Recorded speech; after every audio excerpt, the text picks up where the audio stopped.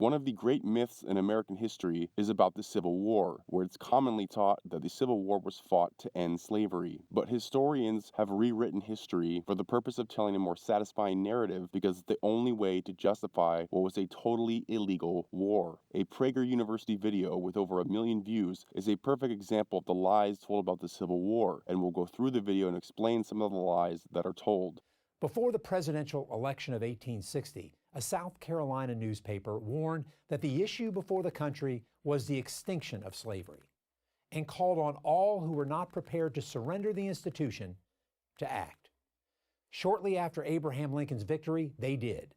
Well, if you want to play the quote game, we can play it. In Lincoln's first inaugural address, he said, quote, "I have no purpose directly or indirectly to interfere with the institution of slavery in the states where it exists. I believe I have no lawful right to do so, and I have no inclination to do so." In Lincoln's letter to Horace Greeley in 1862, a year after the Civil War had already started, he writes, "If there be those who would not save the Union unless they could at the same time destroy slavery, I do not agree with them. My paramount object in this struggle is to save the Union, and it is not either to save or to destroy slavery. If I could save the Union without freeing any slave, I would do it." But in the video, they quote the Charleston Mercury, and the same newspaper, the Charleston Mercury, said 2 days before Lincoln's election in November of 1860, summing up the reasons why South Carolina should secede, they wrote, quote, "The real causes of dissatisfaction in the South with the North are in the unjust taxation and expenditure of the taxes by the government of the United States, and in the revolution the North has effected in this government from a confederated republic to a national sectional despotism." Jefferson Davis, president of the Confederacy, said, quote, "The North was mad and blind. It would not let us govern ourselves. And so the war came, and now it must go on till the last man of this generation falls in his tracks and his children seize the musket and fight our battle, unless you acknowledge our right to self-government. We are not fighting for slavery. We are fighting for independence, and that, or extermination." There are many more quotes just like this that indicate the Civil War was not about slavery. So there are quotes on both sides of the argument, and there always will be. You're going to find quotes that say Obama was a great president, and other quotes that say Obama was a horrible president. Instead of just taking them quotes at face value and swallowing them whole, one should actually look at the evidence to determine if the quotes are truthful or not. Charles and Mary Beard wrote the first scholarly, in-depth economic study of the war and came to this conclusion: since therefore the abolition of slavery never appeared in the platform of any great political party, since the only appeal ever made to the electorate on that issue was scornfully repulsed, since the spokesman of the Republicans emphatically declared that his party never intended to interfere with slavery in any shape or form, it seems reasonable to assume that the institution of slavery was not a fundamental issue during the epoch preceding the bombardment of Fort Sumter. But the author goes on to quote Alexander Stephens. Alexander Stephens of Georgia, the Confederacy's vice president, clearly articulated the views of the South in March 1861. "Our new government," he said, "was founded on slavery. Its foundations are laid. Its cornerstone rests upon the great truth that the Negro is not equal to the white man, that slavery, submission to the superior race, is his natural and normal condition." Okay, well, what did Abraham Lincoln think of blacks? Let's take him at his own words in his speech on September 18th, 1858, where he says, quote, "I will say then that I am not, nor ever have been, in favor of bringing about in any way the social and political equality of the white and black races, that I am not, nor ever have been, in favor of making voters or jurors of Negroes, nor of qualifying them to hold office, nor to intermarry with white people. While they do remain together, there must be the position of superior and inferior, and as much as any other man am in favor of having the superior position assigned to the white race." This is what Abraham Lincoln thinks of black people. Does this sound like a guy ready to send hundreds of thousands of people to die to give them a better life? After all, slavery was legal in Union states like Maryland, Missouri, and Kentucky during the Civil War. But the video goes on. Yet despite the evidence, many continue to argue that other factors superseded slavery as the cause of the Civil War. Some argue that the South only wanted to protect states' rights. But this raises an obvious question. The states' rights to what? Wasn't it to maintain and spread slavery?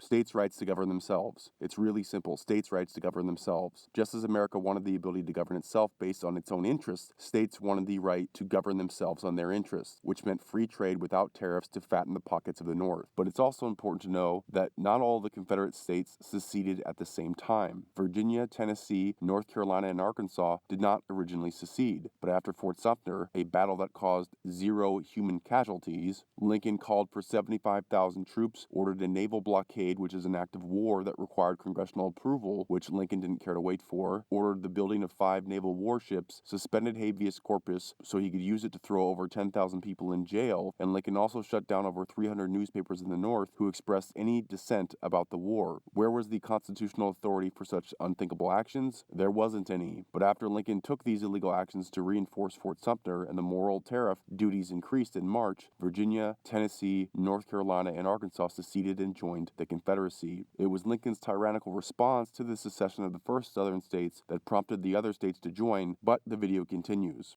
Moreover, states' rights was not an exclusive Southern issue. All the states, North and South, sought to protect their rights. Sometimes they petitioned the federal government. Sometimes they quarreled with each other.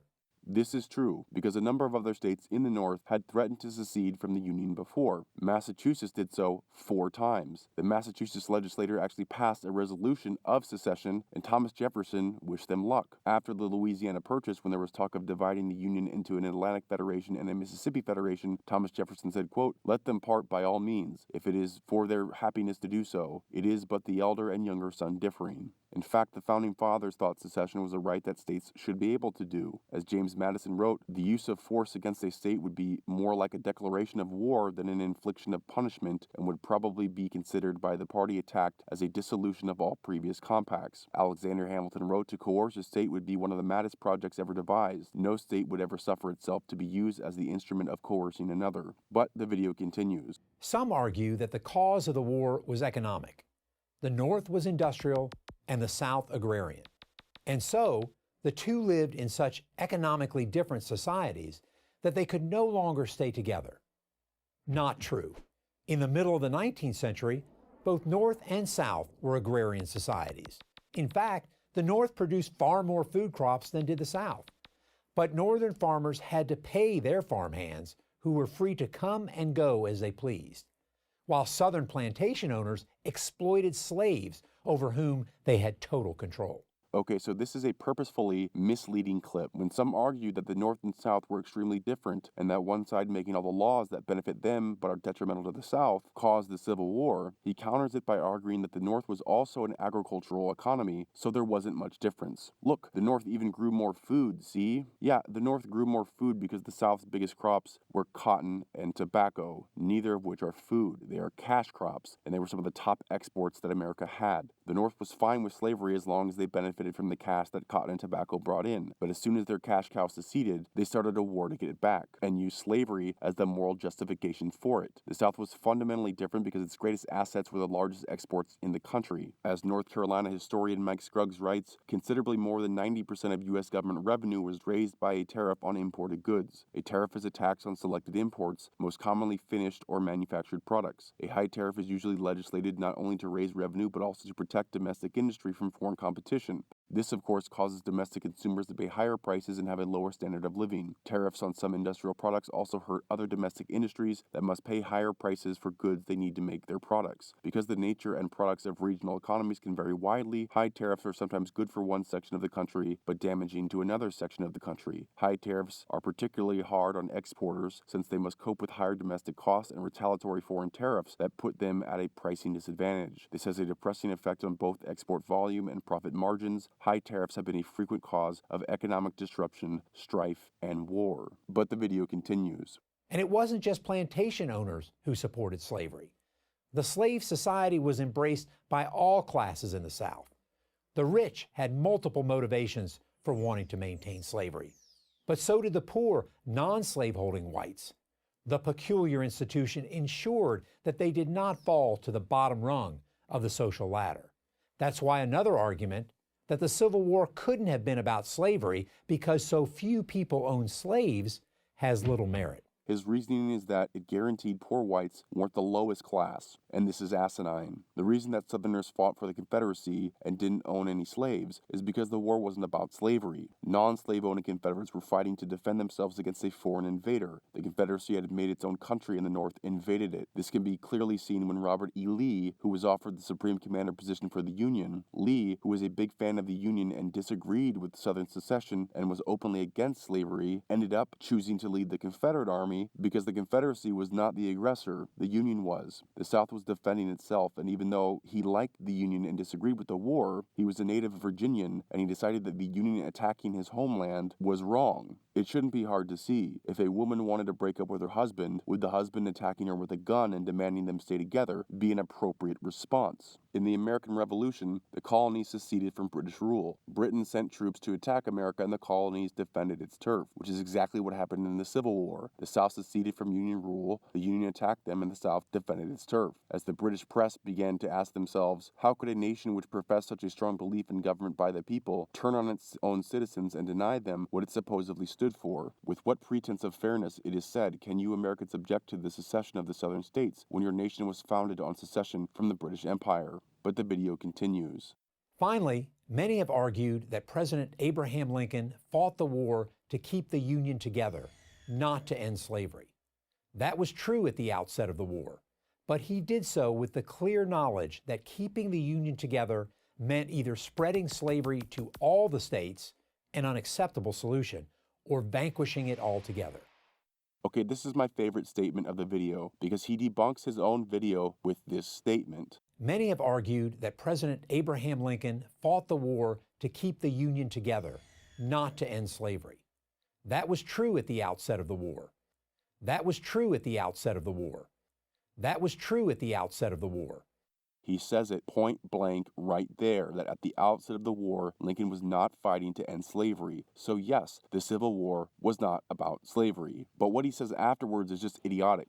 But he did so with the clear knowledge that keeping the Union together meant either spreading slavery to all the states, an unacceptable solution, or vanquishing it altogether.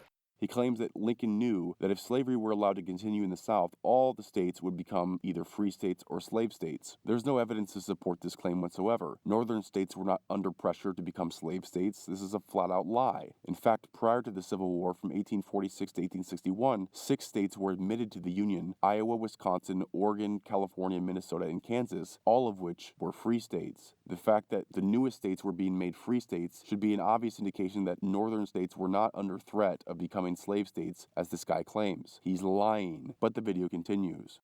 In a famous campaign speech in 1858, Lincoln said, "A house divided against itself cannot stand." What was it that divided the country? It was slavery and only slavery. He continued, "I believe this government cannot endure permanently half slave and half free. It will become all one thing or all the other." Lincoln's view never changed, and as the war progressed, the moral component, ending slavery, became more and more fixed in his mind.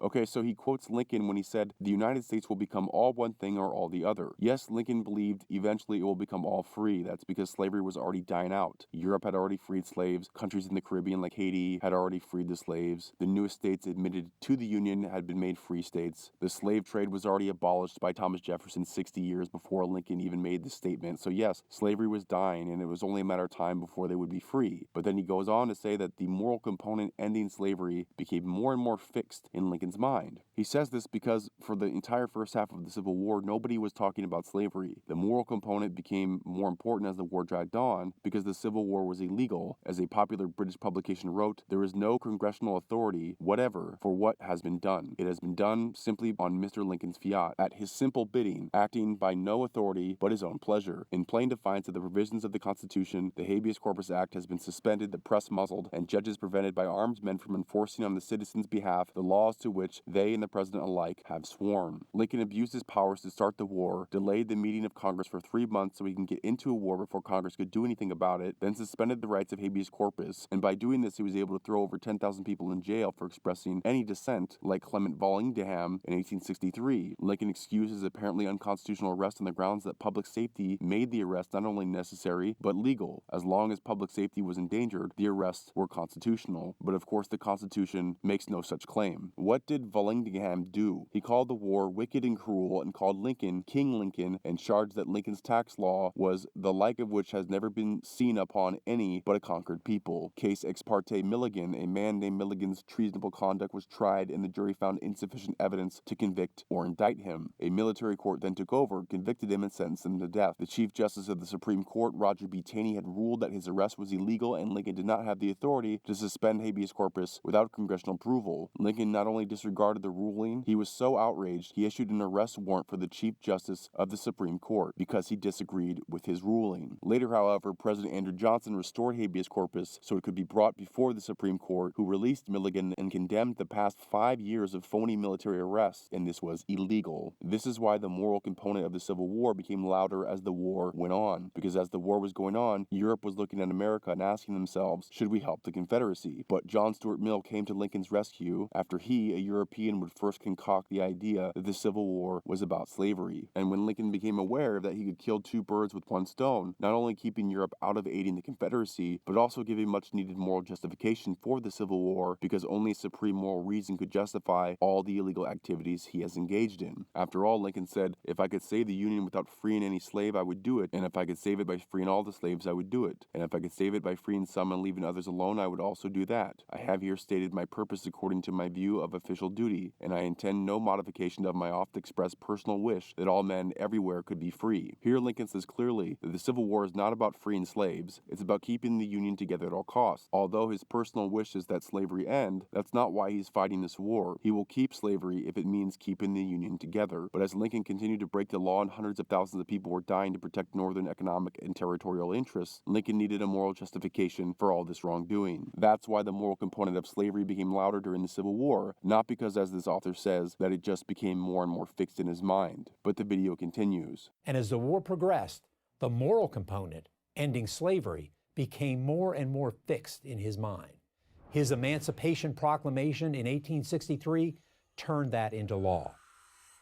This is another lie. The Emancipation Proclamation didn't end slavery. The Emancipation Proclamation did absolutely nothing in any legal sense. The Emancipation Proclamation only freed slaves in southern territories which the Union didn't even control. It did nothing, which is why when Union General Fremont emancipated the slaves in his military district in Missouri, Lincoln promptly dismissed Fremont, rescinded his emancipation order, and sent the slaves back to their masters. Lincoln said of the incident, quote, "It was a war for the great national idea, the Union, and General Fremont should not have dragged the Negro into it." Fighting Joe Hooker wrote in response to the Emancipation Proclamation, a large element of the Army had taken sides against it, declaring that they would never have embarked in the war had they anticipated this action of the government. Another Union officer, a colonel, wrote, "Let it be understood that if this is a war for emancipation of the Negro, instead of a war in defense of the Constitution, 3/4 of the Army would lay down their arms." Lincoln said in his Emancipation, quote, "testing whether the nation can long endure." That comment seems to presuppose that the South was out to conquer the North, which is just as absurd as saying that the revolting colonies in 1776 were out to destroy Great Britain. The Chicago Times wrote, "If there was ever a non sequitur in the annals of human warfare, that was it. All the South wanted was to withdraw from the Union and be left alone. How could that threaten the political institutions of the North, or the right of free government?" Lincoln also said in his proclamation, "And that government of the people, by the people, and for the people shall not perish from the earth." Why did Lincoln even suggest that secession by Southern states would mean that democracy would perish from the earth? H.L. Mencken wrote about the Emancipation Proclamation, quote, "But let us not forget that it is poetry, not logic, beauty, not sense. Think of the argument in it. Put it into cold words every day. The doctrine is simply this, that the Union soldiers who died at Gettysburg sacrificed their lives to the cause of self-determination. That government of the people, by the people, for the people, should not perish from the earth. It is difficult to imagine anything more untrue. The Union soldiers in the battle actually fought against self-determination. It was the Confederates who fought for the right of their people to govern themselves. Even abolitionists saw the Emancipation Proclamation as a fraud, as it only applied to the territory over which the North had no control. It was thus an illusion. The North didn't care about minorities of color at all, whether black or Indian or of any color. Union General Sherman expressed his views about Indians after the Civil War in a letter to President Grant, writing, quote, "We must act with vindictive earnestness against the Sioux, even to their extermination. Men, women, and children, nothing else will reach the root of this case." Sherman was to call the massacre of all American Indians his final solution to the Indian problem. Before Sherman died in 1891, he complained bitterly about civilian interference in his Indian policies, which had prevented him from, quote, "getting rid of them all." But the video continues. Slavery is the great shame of America's history. No one denies that. But it's to America's everlasting credit that it fought the most devastating war in its history in order to abolish slavery. As a soldier, I am proud that the United States Army, my Army, defeated the Confederates. In its finest hour, soldiers wearing this blue uniform. So here you can see the motivation for the belief in the war being to free the slaves. He mentions earlier in the video that Southerners searched for a different reason for the war, to absolve themselves of defending the repugnant system. In reality, the narrative that the Civil War was about slavery stands because the victors get to write the history of the war, and fighting a war to free slavery is something to be proud of. Certainly much more prideful than fighting an illegal war for economic and territorial interests. The idea that the Civil War was for slavery is a fable told to justify an otherwise illegal war that 660,000 Americans lost their lives in, and it was illegal. After the Civil War, Jefferson Davis, the president of the Confederacy, was captured and arrested. It was going to be the trial of the century, and Northerners salivated waiting to get the chance to see this traitor hanged in public. However, when the smoke of the war cleared and emotions calmed down, upon examining the case of the South, it became overwhelmingly clear that the Confederacy actually had a really good case for the legality of secession. The Union chose as their leading trial prosecutor John J. Clifford, but after reviewing the case, Clifford withdrew, arguing that he had grave doubts about the case and that the government could end up having fought a successful war only to have it declared unlawful. A year passed after Clifford withdrew, and famous author and lawyer Richard Dana of Boston, who wrote the great novel 2 Years Before the Mass, was chosen to lead the prosecution of Jefferson Davis. But he too declined the case after deciding that it was a loser and wrote a lengthy brief given to the president taking Clifford's position that they were going to lose this trial. The North was desperately trying to find a way to get out of taking Jefferson Davis to trial because they know, along with Jefferson Davis's lawyers, that if this goes to trial and Jefferson Davis is ruled innocent, it would mean a war that cost the lives of 660,000 Americans was illegal, and it would have been a PR nightmare that has never been seen. So President Johnson, who took over after Lincoln's assassination, offered Jefferson Davis a pardon. Jefferson Davis declined, saying signing a pardon would be agreeing that he committed a crime and he believed he did no such thing. Yes, Jefferson Davis wanted his day in court because he knew he would be ruled innocent. Davis was in prison for a year before making bond, provided by abolitionist Horace Greeley. After 2 years had passed since his arrest, only the Attorney General's office could try the case, and as other lawyers declined, they came up with an amazing solution to avoid trial. The 14th Amendment had been adopted, which provided that anyone who had engaged in insurrection against the United States and had at one time taken an oath of allegiance, which Jefferson Davis had done as a U.S. Senator, could not hold public office. The Bill of Rights prevents double jeopardy, and thus Davis, who had already been punished once by the 14th Amendment in not being permitted to hold public office, couldn't be tried and punished again for treason. This loophole enabled the North to avoid a trial that would have officially ruled the Civil War illegal. The Civil War was not about slavery. It's really obvious when actually looking at the facts. It's easy to see how this could come about because the side effect of the Civil War was that it did bring about the end of slavery. So the natural assumption is that this was the goal, but it wasn't. The side effect of a certain decision is not indicative of the intentions that influenced the original decision. For example, Lance Armstrong took performance-enhancing drugs, won a bunch of races, became world famous, and raised millions of dollars for cancer research, which is a noble thing. But that's not why Lance Armstrong took performance-enhancing drugs. He took them to get a competitive advantage and win. Just because his drug usage had a very positive side effect of raising money for cancer does not mean his motivation for taking the drugs in the first place was the positive outcome that resulted. Similarly, the Civil War and the Union's victory had a wonderful result of abolishing slavery, but that was not the motivation for the war itself.